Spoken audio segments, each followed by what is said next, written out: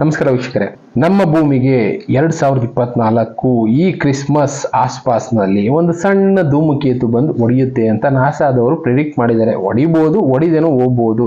ಸಣ್ಣದು ಅಂದ್ರೆ ಎಷ್ಟು ಸಣ್ಣದು ಅನ್ನೋದ, ಒಂದು 10 ಫ್ಲೋರ್ ಬಿಲ್ಡಿಂಗ್ ಅಷ್ಟು ಸಣ್ಣದು, ಅಂದ್ರೆ 120 ಅಡಿ ಇರೋ ಉದ್ದ ಇರುವಂತದ್ದು, ಅಗಲ ಇರುವಂತದ್ದು ಆ ಧೂಮಕೇತು. ಅಂದ್ರೆ ಒಂದು ಇಷ್ಟು ಹತ್ತತ್ರ ಒಂದು 12 ಫ್ಲೋರ್ 13 ಫ್ಲೋರ್ ಬಿಲ್ಡಿಂಗ್ ಎಷ್ಟಿರುತ್ತೆ, ಅಗಲ ಅದೇ ಬಿಲ್ಡಿಂಗ್ ಮಲ್ಕೊಂಡ್ರೆ ಎಷ್ಟಿರುತ್ತೆ, ಅಷ್ಟು ದೊಡ್ಡದಾಗಿರುವಂತ ಒಂದು ಧೂಮಕೇತು ಭೂಮಿ ಪಕ್ಕ ಪಾಸ್ ಆಗುತ್ತೆ.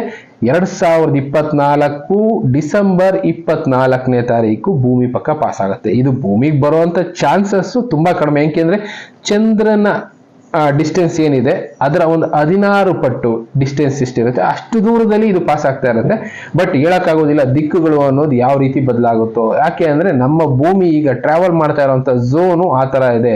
ಸಾವಿರಾರು ವರ್ಷಗಳ ಮುಂಚೆನೂ ಈ ರೀತಿ ಟ್ರಾವೆಲಿಂಗ್ ಅನ್ನೋದು ಆಗಿತ್ತು. ಅಂದ್ರೆ ಈಗ ಯುಗ ಪರಿವರ್ತನೆ ಆಗುತ್ತಲ್ಲ, ಅದೇ ರೀತಿ ಈ ರೀತಿ ಗ್ಯಾಲಕ್ಸಿಗಳಲ್ಲಿ ಸೌರಮಂಡಲ ಮೂವ್ ಆಗ್ತಾ ಇರುತ್ತೆ. ವೇವಿ ಫಾರ್ಮ್ ಅಲ್ಲಿ ಮೂವ್ ಆಗುತ್ತೆ ಅಂತ ಹೇಳ್ತಾರೆ ಅವರು. ವೇವಿ ಫಾರ್ಮ್ ಅಂದ್ರೆ ಈ ರೀತಿ ಮೂವ್ ಆಗುವಾಗ ಏನಾಗುತ್ತೆ, ಈ ಸೆಂಟ್ರಲ್ಲಿ ಆಸ್ಟ್ರಾಯ್ಡ್ಸ್ಗಳು ಧೂಮಕೇತುಗಳು ಇದ್ದೇ ಇರುತ್ತೆ. ಆ ಧೂಮಕೇತುಗಳು ಭೂಮಿ ಕಡೆ ಬರುವಂತ ಚಾನ್ಸಸ್ ಇರುತ್ತೆ. ಕೆಲವೊಂದು ಸಲ ಬಿದ್ದಿದೆ, ನಮಗೆ ಗೊತ್ತಾಗದೇ ಇರ್ಬೋದು. ಇನ್ನು ಸಣ್ಣ ಸಣ್ಣ ಧೂಮಕೇತುಗಳು ಭೂಮಿಗೆ ಬರುವಾಗ ಉರಿದು ಬೂದಿಯಾಗಿ ಮಳೆನಲ್ಲಿ ಸೇರ್ಕೊಂಡು ಬೀಳುವಂತ ಚಾನ್ಸಸ್ ಇರುತ್ತೆ. ಇನ್ನು ಕೆಲವಷ್ಟು ಕಡೆ ಸಮುದ್ರದಲ್ಲೇ ಅಲ್ಲಿ ಇಲ್ಲಿ ಬಿದ್ದರೆ ನಮ್ಗೆ ಗೊತ್ತು ಆಗೋದಿಲ್ಲ ಬಿಡಿ.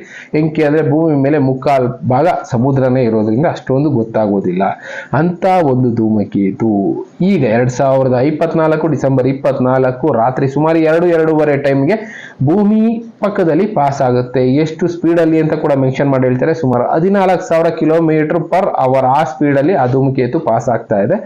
ಭೂಮಿ ಬೀಳುವಂತ ಚಾನ್ಸಸ್ ತುಂಬಾ ಕಡಿಮೆ. ಬಂದ್ರೂ ಭೂಮಿ ಕಡೆಗೆ ಉರಿದು ಬೂದಿಯಾಗಿ ಏನೋ ಒಂದು ಸಣ್ಣ ಗಾತ್ರದ ಒಂದು ಕಲ್ಲು ಬಂದು ಬೀಳ್ಬಹುದು, ಕಲ್ಲೋ ಇಲ್ಲ ಬೇರೆ ಏನೋ ಒಂದು ವಸ್ತು ಬಂದು ಬೀಳ್ಬಹುದು ಅಷ್ಟೇ. ಒಟ್ಟು ಪ್ರಿಡಿಕ್ಟ್ ಮಾಡ್ತಾ ಇದ್ದಾರೆ. ಇತ್ತೀಚಿನ ದಿನಗಳಲ್ಲಿ ಸೈಂಟಿಸ್ಟ್ಗಳಿಗೆ ಇವು ಜಾಸ್ತಿ ಗೊತ್ತಾಗ್ತಾ ಇದೆ.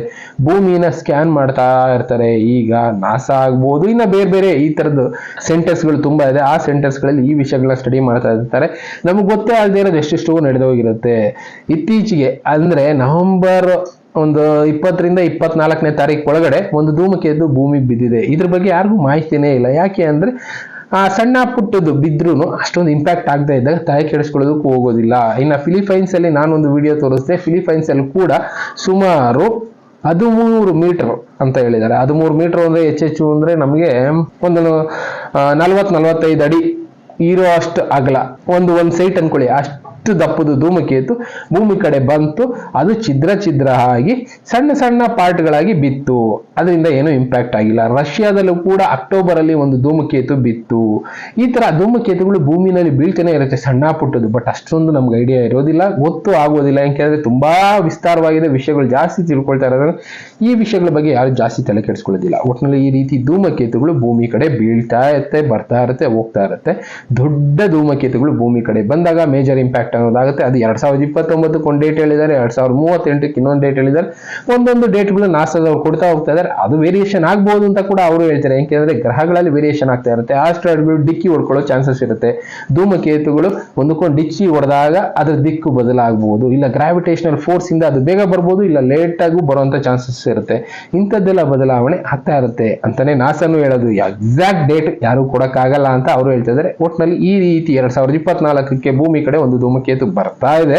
ಬಟ್ ಅದು ಬೀಳೋ ಚಾನ್ಸಸ್ ಒಂದು 99.15% ಇಟ್ಕೊಳ್ಳಿ ಆ ಕಡೆ ಈ ಕಡೆ, ಅಷ್ಟು ಕಡಿಮೆ ಇದೆ. ಬಟ್ ಧೂಮಕೇತುಗಳು ಭೂಮಿ ಸುತ್ತೋದಕ್ಕೆ ಇತ್ತೀಚಿನ ದಿನಗಳಲ್ಲಿ ಜಾಸ್ತಿ ಆಗಿದೆ ಅನ್ನೋದು ಮಾತ್ರ ನಾಸಾ ಕನ್ಫರ್ಮ್ ಮಾಡ್ತಾ ಇರೋದು. ರೀಸನ್ ನಾನು ಹೇಳಿದ್ನಲ್ಲ, ಒಂದ್ಸಲ ಹೇಳಿದ್ದೆ ಅನ್ಕೊಳ್ತೀನಿ. ಫೋಟಾನ್ ವಲಯ ಭೂಮಿ 12,000 ವರ್ಷಕ್ಕೆ ಒಂದು ಸಲ ಎಂಟ್ರಿ ಆಗುತ್ತೆ.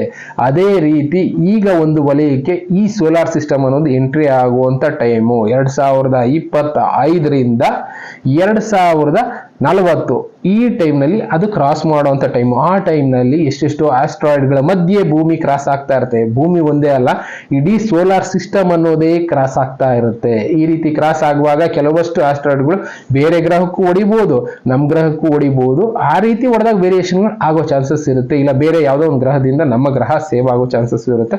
ಒಟ್ನಲ್ಲಿ ಆಗೋದೆಲ್ಲ ಒಳ್ಳೇದಕ್ಕೆ ಅಂತಾನೆ ಹಿಂದಿನ ಕಾಲದಲ್ಲಿ ಬರ್ದಿದ್ರಲ್ಲ, ಈಗ ಒಳ್ಳೇದಕ್ಕಾಗ್ತಾ ಇದೆ, ಇನ್ನೊಂದಕ್ಕಾಗ್ತಾ ಇದೆ. ಒಟ್ಟಿನಲ್ಲಿ ಮಿತಿಮೀರಿದ ಜನಸಂಖ್ಯೆನ ಕಂಟ್ರೋಲ್ ಮಾಡೋದಕ್ಕೆ ಸರಿ ಮಾಡ್ಕೊಳ್ಳೋ ಕೆಲಸ ಪ್ರಕೃತಿ ಮಾಡ್ತಾ ಇದೆಯೋ ಇಲ್ಲ ದೈವ ಮಾಡ್ತಾ ಇದೆಯೋ, ಒಟ್ಟಿನಲ್ಲಿ ಬದಲಾವಣೆ ಆಗ್ತಾ ಇದೆ. ನಾಸಾ ಎಚ್ಚರಿಸ್ತಾ ಇದೆ. ಎಚ್ಚೆತ್ಕೊಳ್ಳೋ ಕೆಲಸ ಮಾಡೋಣ. ನಾವೆಲ್ಲೋದ್ರೂ ಧೂಮಕೇತುಗಳಿಂದ ಬಚಾವ್ ಚಾನ್ಸ್ ಇಲ್ಲ, ಎಲ್ಲಿ ಬೀಳುತ್ತೆ ಅಂತಾನೆ ಗೊತ್ತಿಲ್ಲ ಅಂದಾಗ ಎಲ್ಲೋ ಬಚಾವಾಗೋಣ. ಭೂಮಿ ಒಳಗಡೆ ಅದೇನೋ ಬಂಕರ್ಗಳನ್ನ ಮಾಡ್ಕೊಂಡಿರ್ಬೇಕಾಗತ್ತೆ, ಅದೊಂದೇ ಆಪ್ಷನ್ ಇರೋದು. ಒಟ್ಟಿನಲ್ಲಿ ಈ ತರ ವಿಷಯಗಳನ್ನ ತುಂಬಾ ಬರ್ತಾ ಇದೆ. ಆ ವಿಷಯಗಳನ್ನ ನಾನು ನಿಮಗೆ ತಿಳಿಸ್ತಾ ಇರ್ತೀನಿ. Thank you. ಮತ್ತೆ ಸಿಗ್ತೀನಿ ಇನ್ನು ಬೇರೆ ಬೇರೆ ವಿಷಯಗಳ ಜೊತೆ. Good by.